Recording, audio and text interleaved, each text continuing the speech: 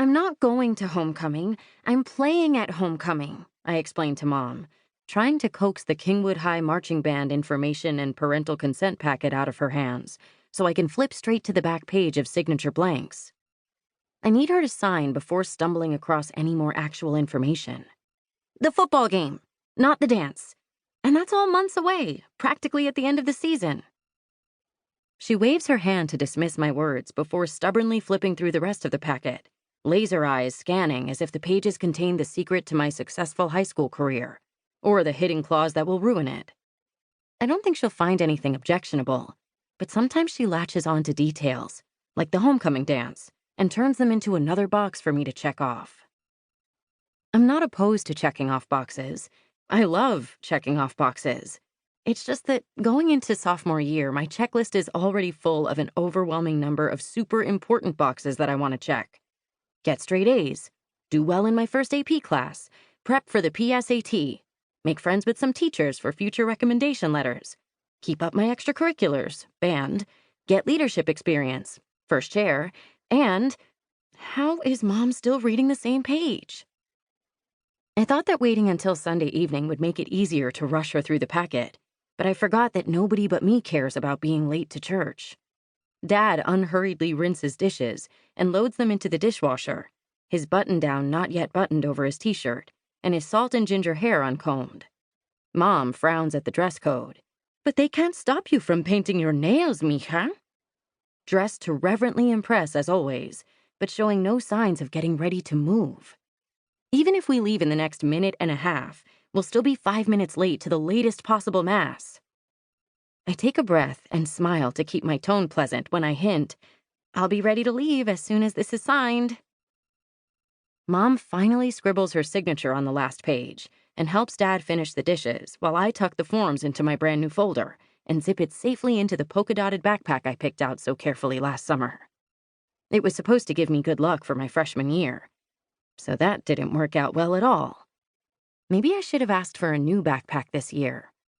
I'm not, extremely superstitious, but then again, I am currently the driving force getting most of my family out the door to go to religious services because I want this year to go well. I technically have 2 more weeks of summer, but tomorrow morning is the first day of band camp, so basically the start of the year. And just to add to the pressure, it's actually my actual first day of band camp ever. A week before camp was supposed to start last year, a tropical storm out in the Gulf agitated itself into a full-blown hurricane, Hurricane Humphrey, and aimed itself at Texas. The Sunday night when I should have been getting to bed early to make it to the marching field on time, I was instead clutching a flashlight, watching floodwater rush down our street and creep up our front lawn. We were lucky. The school was not. It took the whole semester to get things back in repair enough to have band, and by then the marching season was over.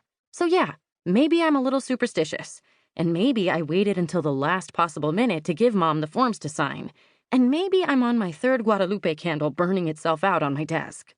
But that's just because I need this year to go smoothly. I do finally get Mom and Dad out the door and into the car. We're late, but not later than usual, so I count that as a win. "What are you going to wear to homecoming?" Mom asks, while Dad maneuvers through the packed parking lot of St. Cecily's. I hold back a sigh. My uniform? I'm going to wear my band uniform, because it's a band performance. Mom tuts in disappointment and grumbles that I should be excited about the dance and the dress, too. And I can feel her grumbling sliding inevitably toward complaining that I didn't do anything quinceañera-related last year. And then, if I don't stop her, she'll be off on a pro-femininity rant. Her rants have less to do with me. I'm very pro-femininity, thank you. Not to lean too heavily on presentation stereotypes, but I'm literally wearing a pink skirt right now. And more to do with Ellen, my sibling who doesn't do dances or dresses or femininity. And even though none of that is officially my problem, Mom has a way of unloading it all on me at least once a week. Also, since Humphrey tanked her small interior design business, the same way it tanked Ellen's nonprofit job and my marching season, she's got a lot more time on her hands to pay attention to my business. I'm actually lucky Ellen is at work today, or else there would have been a whole separate argument where Mom tried to convince her to come to church, and she tried to come up with an excuse not to go to church, and I would have ended up getting lectured about that too.